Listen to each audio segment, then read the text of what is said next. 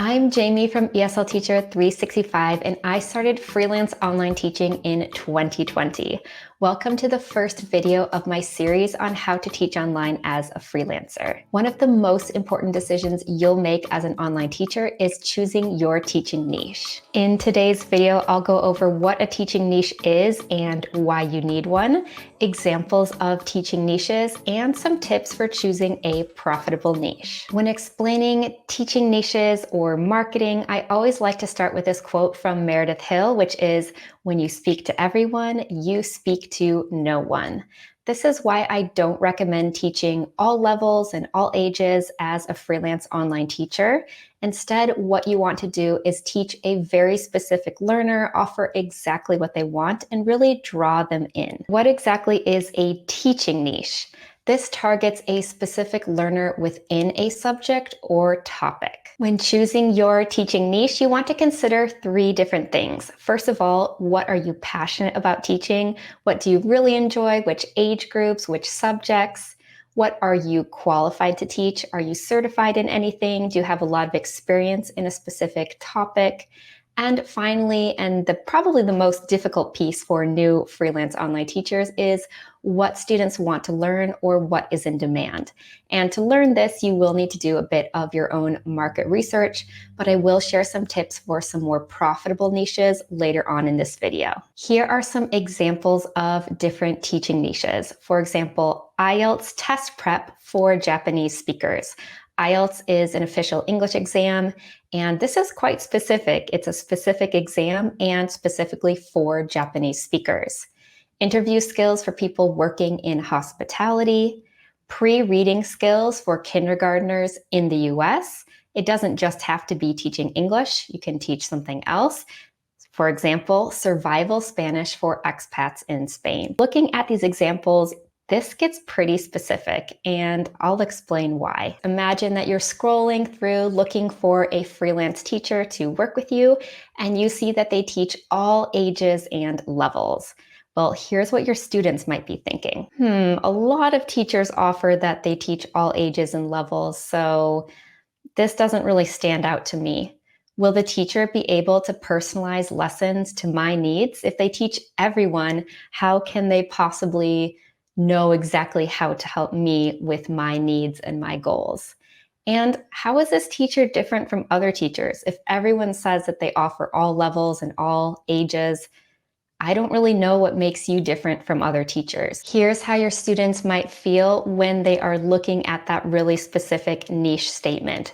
For example, they find a teacher that says, "I help Spanish speakers pass IELTS with confidence." For example, your students might be thinking, "Spanish is my native language. They must know techniques to help Spanish speakers specifically. I want to pass IELTS. That's my goal." So that kind of speaks to them there. And I want to feel confident. How will this teacher help me achieve this? This might, pique their interest a little bit. When you are choosing your niche, there are a few things that you need to consider. For example, some niches are more profitable than others. For example, business English, medical English, test prep, academics, music. Business people, doctors, and lawyers, these kinds of people typically have more disposable income, and they're also more willing to invest in training.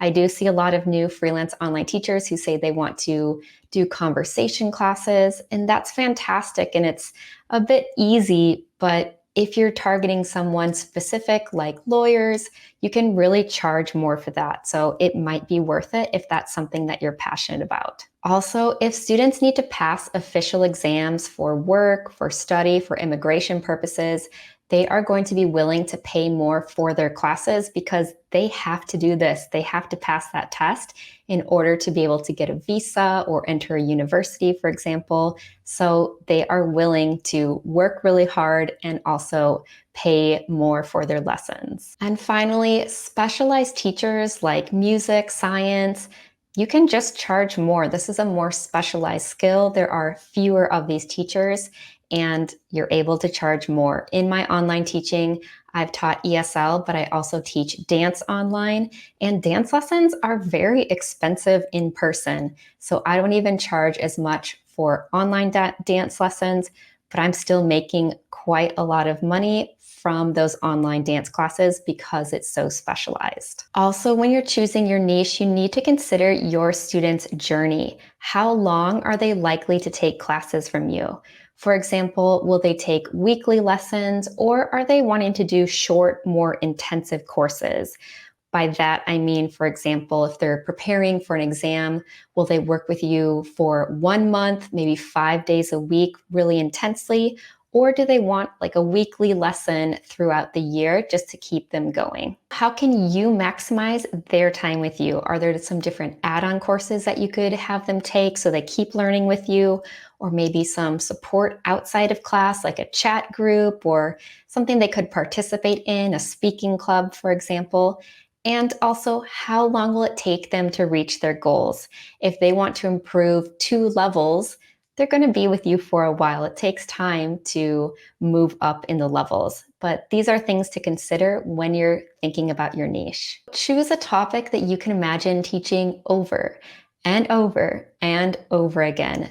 This does mean that you will reduce your time spent planning, because if you're teaching the same kind of topic or the same material over and over and over, you don't need to be constantly creating new material. But of course, it can be a bit boring after a while if you're always teaching the same thing. Just teach something that you're truly passionate about. Yes, there are some niches that are more profitable, but like I said before, teaching lawyers, if you aren't interested in teaching lawyers, don't do it. It's not about the money. It's about you enjoying teaching what you are passionate about. And also, you want to be known as the go-to teacher for your subject or your topic. And this will really show if you are focusing on something specific and offering it again and again. A lot of teachers, when they're trying to define their niche, ask me, well, what if I have multiple interests or multiple skills? Like me, for example, I teach dance and ESL. I want to do both. I do recommend starting with just one niche. You can always expand to other areas later on. And when you're doing your market research, you can see which niche is going to be more profitable or which one has more demand, and that will help you narrow down as well. So start with one thing. Know that you can always grow your business later on, but it's a lot easier when you're getting started to focus on one thing. Okay, it is time to take some action, and I'm going to help you brainstorm your niche. First, you want to grab a piece of paper, create 2 different columns, what you're passionate about teaching and what you're qualified to teach.